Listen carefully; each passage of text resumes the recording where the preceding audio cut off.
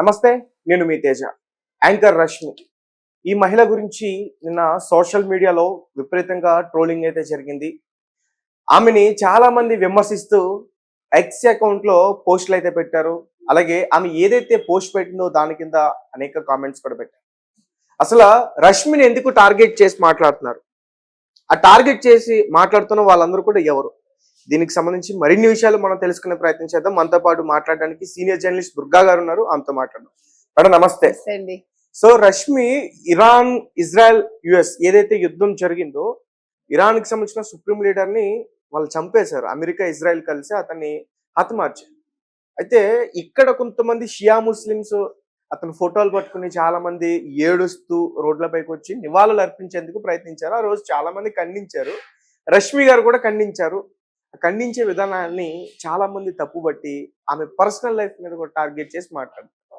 మీరేం చెప్తారు దానికి సమాధానం?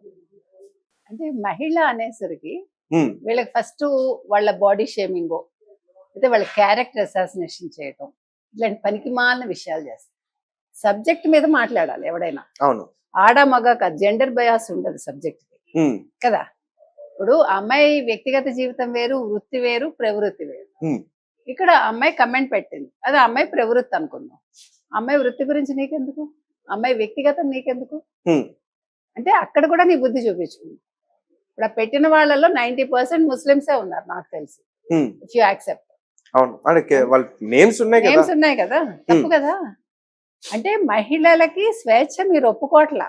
మీరు భారతదేశంలో ఉంటూ, భారతదేశం తిండి తింటూ, భారతదేశంలో ఉద్యోగాలు చేసుకుంటూ, భారతదేశంలో వ్యాపారాలు చేసుకుంటూ, హిందువులని అంటే టార్గెట్ చేసి హిందువుల ద్వారా మీరు సంపాదన పొందుతున్నారు. ఎందుకంటే 140 కోట్ల జనాభాలో 100 కోట్ల పైబడి హిందువులే ఉన్నారు. హిందువులు కొనబోతే ఇవాళ వీళ్ళ వ్యాపారాలు ఎక్కడ ఉంటాయి? తెల్లారు లేచి నేను అందరూ ముస్లిమ్స్ దగ్గరే కొంటా, నాకేం అబ్జెక్షన్ లేదు. అందరూ బాగోవాలి, వాళ్ళు మనం మనుషులుగా చూస్తున్నాం అంతే. కానీ వాళ్ళు మన్ని చుట్టాల. ఇక్కడ సమస్య అక్కడ ఉంది. వాళ్ళు మతపరంగానే చూస్తున్నారు తప్ప, నిన్న ఢిల్లీలో జరిగిన తరుణ్ ఇన్సిడెంట్ అందుకు ఒక పెద్ద ఉదాహరణ. ఎంత దారుణం అండి అది. అంటే మీరు భారతదేశంలో ఉంటే హిందువులను చంపేస్తారా? ఏమైంది? ఇప్పుడు నీళ్లు పడ్డాయి, ఏమే చచ్చిపోతామా మనం ఏమన్నా? మరి మీరు హలాల్ చేసి మాకు తిండి పెడుతున్నారు కదా, దానికంటే ఘోరం ఇది. అంటే వాళ్ళ వైపు నుంచి కూడా మరి ప్రశ్నలు ఉన్నాయి, అడగమంటారు నన్ను? అడగండి తప్పకుండా. మరి రీసెంట్ గా బంగ్లాదేశ్ లో కొంతమంది హిందువులు అక్కడ చంపేశారు. అవును. మరి ఇక్కడ భారతదేశంలో చాలా మంది హిందువులు రోడ్లపైకి వచ్చి దాన్ని ఖండించే ప్రయత్నం చేశారు. ఇది వేరు, ఖమేనీ వేరు. I'm sorry, there is a difference. Okay, Khamenei మరి వీళ్ళ లీడర్ అనుకో? కాదు, లీడర్ కాదు. ఇక్కడ మీరు ఖమేనీ చనిపోతే అక్కడ వాళ్ళు సంబరాలు ఎందుకు చేసుకున్నారు మహిళలు? అది మాట్లాడమనండి. వీళ్ళ ఇరాన్ లోనే మహిళలు బయటకు వచ్చి సంబరాలు చేసుకున్నారు. ఎందుకంటే ఖమేనీ దుర్మార్గుడు కాబట్టి. ఇప్పుడు ఖమేనీ మంచి లీడర్ అనుకోండి, వీళ్ళు ఇక్కడ వీళ్ళు ఏడ్చినా ఎవడు పట్టించుకోడు. You got the point. Bangladesh లో హిందువుల్ని చంపేస్తే ఇక్కడ రోడ్డు ఎక్కారంటే అక్కడ నాయకుడు చచ్చిపోలే, అక్కడ నాయకుడి గురించి వీళ్ళు మాట్లాడలేదు. హిందువుల ప్రాణాలు పోయినందుకు రోడ్డు ఎక్కారు, అంతవరకే. హిందువుల్ని కాపాడండి అని రోడ్డు ఎక్కారు. ఖమేనీ విషయంలో ఎంత దారుణం అంటే, 9 ఏళ్లకి ఆడపిల్లలు బురకాలు వేసుకుని ఇంట్లో కూర్చోవాలా, 13 ఏళ్లకి పెళ్లిళ్ళు చేసుకోవాలా, 13 ఏళ్ళు పెళ్ళయ్యాక ఆ అమ్మాయి బయటకు వెళ్ళాలంటే తండ్రో లేకపోతే భర్తో తోడు ఉండాలట. What nonsense. అదే ఈ ముస్లిం సమర్థిస్తారా ఇక్కడ ఉంటూ? మీరు భారతదేశంలో మీరు స్వేచ్ఛావాయువులు పీల్చుకుంటూ, మీకు ఇరాన్ లో మహిళలకు స్వేచ్ఛావాయువులు అక్కర్లేదా? మీకు గుర్తుందా ఒక అమ్మాయి బురకా వేసుకోనందుకు, నాకు పేరు గుర్తులేదు, ఇరాన్ లో ఎట్లా చంపేశారండి, అమ్మాయిని ఎట్లా కొట్టారండి? మరి దాన్ని మీరు సమర్థిస్తున్నారా? నేను అడుగుతున్నది అది. ఇక్కడ మాట్లాడాల్సింది మనం ఆడ మగ వివక్ష కాదు. ఆడ మగ సమానంగా బతకాలి ఎక్కడైనా సరే, మొత్తం ప్రపంచంలో. అది లేనప్పుడు మీరు ప్రశ్నించండి. ఖమేనీ విషయంలో రష్మి ఎదురు తిరగటానికి అది ఒక్కటే రీజన్.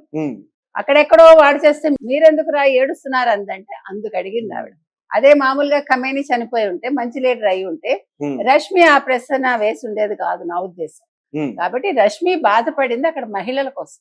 ఆ పాయింట్ వీళ్ళు గుర్తుపెట్టుకోవాలి.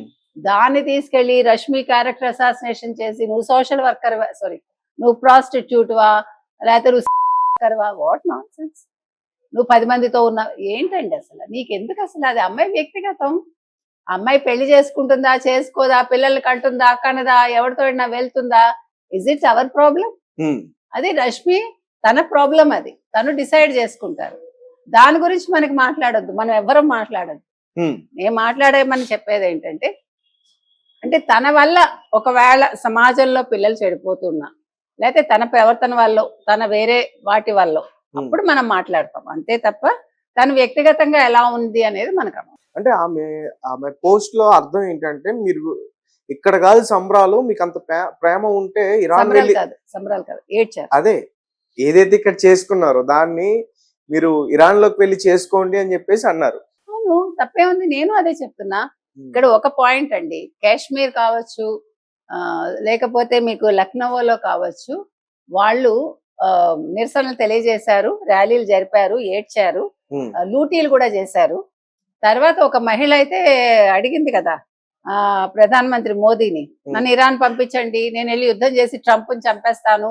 పిల్లలు కూడా హౌ దే రియాక్టెడ్ యూనో. అంటే మీరు భారతదేశంలో ఉంటూ వాళ్ళకి ఏం నేర్పిస్తున్నారు? మీ మహిళలకు కావచ్చు, మీ పిల్లలకు కావచ్చు, మీరు ఏం నేర్పిస్తున్నారు? అది మనం ప్రశ్నిస్తున్నాం. ఆ అమ్మాయి అందుకనే అంది, మీకు అంత ఏడవాలని ఉంటే, లేదు అంత యుద్ధం చేయాలంటే ఇరాన్ వెళ్ళిపోండి. నేను కూడా చెప్తున్నానండి, ప్రధానమంత్రి మోదీ గారికి నా రిక్వెస్ట్ ఏంటంటే, మొత్తం ముస్లిమ్స్ లో ఎవరెవరు ఇరాన్ వెళ్ళిపోవాలనుకుంటున్నారో ప్రత్యేక ఫ్లైట్స్ వేసి పంపించేయండి. స్పెషల్ ఫ్లైట్స్ ఎన్ని కావాలంటే అన్ని వేసేసి, please let them go, let them have their life there. అక్కడ స్వేచ్ఛావాయువులు పీల్చుకోమనండి, మనకు అబ్జెక్షన్ లేదు. ఇక్కడ వాళ్ళకి బాగోలేకపోతే, ఖమేనీ కోసం వాళ్ళకి అంత బాధ ఉంటే హ్యాపీగా ఇరాన్ వెళ్ళిపోయి ఖమేనీ కోసం బాధపడమనండి, ర్యాలీలు చేయమనండి, అక్కడ బతకమనండి. కానీ ఖమేనీకి ప్రపంచవ్యాప్తంగా చూసుకుంటే అంటే ఒక యోధుల్లాగా అతని గురించి మాట్లాడుతున్నారు. అంటే ఇప్పటి వరకు ట్రంప్ లాంటి ఎదుర్కొన్న వ్యక్తి లేడు, అట్లా ఎదుర్కొని అతనికి లొంగకుండా పోరాడి చనిపోయాడు అని కూడా మాట్లాడుతున్నారు. మీరేమంటారు? ఆ యాంగిల్ వేరు మళ్ళా. రాజకీయంగా ఎదుర్కోవడాన్ని మనం సమర్థిస్తాం, అది నేను సమర్థిస్తా. మీరు ఒక వీరోచితంగా మీరు పోరాటం చేస్తే నో అబ్జెక్షన్. నేను మహిళల వరకు నేను మాట్లాడింది అదే. ఒక వీరుడిగా మీరు ఖమేనీని తీసుకుంటే, అఫ్ కోర్స్ అగ్రరాజ్యంతో అతను పోరాడాడు, అందుకు మనం సంతోషిస్తాం. అందుకే కదా మన సంతాపం కూడా తెలిపాం భారతదేశం. ఖమేనీకి సంతాపం తెలపలేదని కదా చాలా మంది బాధపడ్డారు, రాహుల్ గాంధీ కావచ్చు, సోనియా గాంధీ కావచ్చు, వీళ్ళందరూ కూడా. సో మన సంతాపం తెలిపాం. ఎందుకని? ఒక వీరోచితంగా పోరాడితే దాని వరకు మనం సంతాపం చెప్తాం. మతపరంగా వచ్చినప్పుడు, మహిళల విషయానికి వచ్చినప్పుడు మాత్రం మనం ఖండిస్తాం. Right, thank you madam.